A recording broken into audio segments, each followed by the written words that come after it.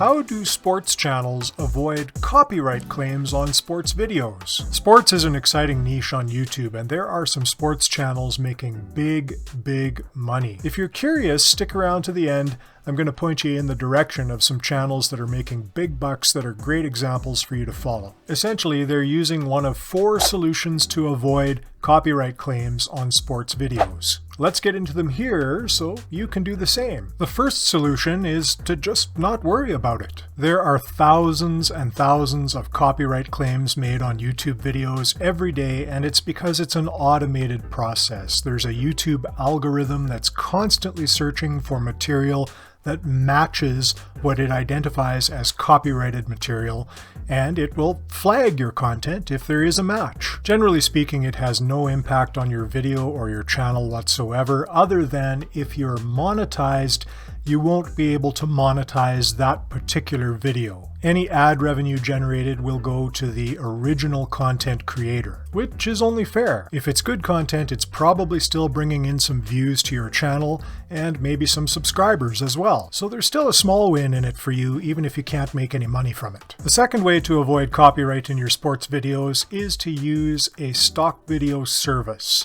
Now, there are some free ones like Pexels, for example, where you can just type in the sport of your choice, let's say hockey, and you'll see that a number of different video options come up. Of course, these are not typically pro league sports videos, but if you're creating sports content that doesn't require that, this is the perfect opportunity to get stock footage. Pixabay is another free site with lots of stock video options in the sports niche. And if you need more stock footage than what's available on the free sites, then you can go to a service like Envato Elements, where you can pay a little bit of a monthly fee, but there are far more choices for stock footage. As you can see here, by typing in football, of course we get football and we get American football, but there is lots to choose from. If you want to check out Envato Elements, I'll drop a link in the description and the comments. If you're serious about creating for YouTube, it's a really great resource to have because it does have the stock video, but it's also got images and sound effects and music and presentation templates and graphics and all kinds of things. So for the monthly fee you pay, it does give quite a lot of value. The third solution to avoid copyright claims on sports videos is to ask permission from the original creator. For pro sports highlights, the owners are the leagues. But that's not as easy as it sounds. You're not just going to write an email to the NHL or the NBA or the NFL and get a response saying, yeah, sure, go ahead and use our clips. Actually, they're bombarded with so many messages all the time that I'd be surprised if you got any response at all. But I can guarantee you that the answer is likely to be no, and there's a good reason for that. Pro sports leagues make a lot of money, and you might think, well, it comes from ticket sales or it comes from merchandise sales. Well, they do make money from those things, but the biggest amount of money they make is through their media rights. Big media companies pay millions or billions of dollars to have exclusive rights to share the footage of pro sports league games. But there's a problem with that business model. It used to be that the only choices we had were to watch a game on television or listen to it on the radio. But we've been in the digital era for years now, and the associated sharing economy that has come along with it with the evolution of social media. There are millions of shares of sports clips all over YouTube and all over other platforms as well, and it would take more people than any company could ever hire to go through all of those clips to figure out if there is any copyright infringement. Plus, all of that sharing is actually good for business for the leagues when you think about it. Consider your favorite social media influencer. How did they grow such a massive audience? How did they get all of that attention?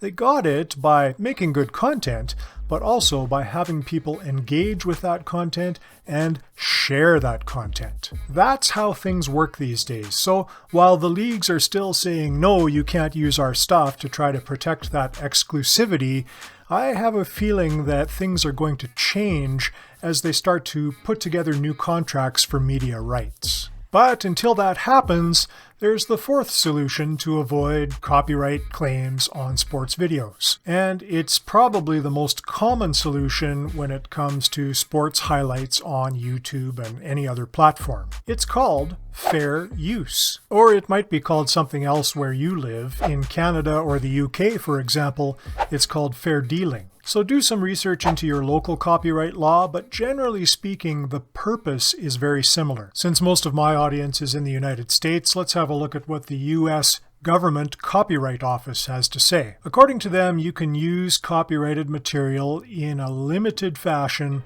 for things like criticism or commentary or news reporting, teaching, scholarship, and research. And the other term I've seen in some fair use definitions is parody. Remember Weird Al Yankovic? He made a career out of parodies of copyrighted music. And if you do some digging around YouTube, you'll find that there are quite a few parody channels, including some in the sports niche. So if you want to make a sports parody channel, or if you want to have a sports channel that just provides commentary and critique of different sports stories, which is essentially sports talk, that's the way sports talk has been for years, you're okay to use some of that copyrighted material, some of it, to make your points. You just can't rebroadcast an entire game, and you can't be seen as taking away a profit opportunity for the pro leagues. Now, I'm no lawyer, and as the United States Government Copyright Office says, these things are open to interpretation. Courts evaluate fair use claims on a case-by-case basis. That said, I do think there's enough clarity here for you to be able to create content and not get yourself into any kind of trouble. So if you're ready to embark on the journey of generating big dollars with a sports channel on YouTube,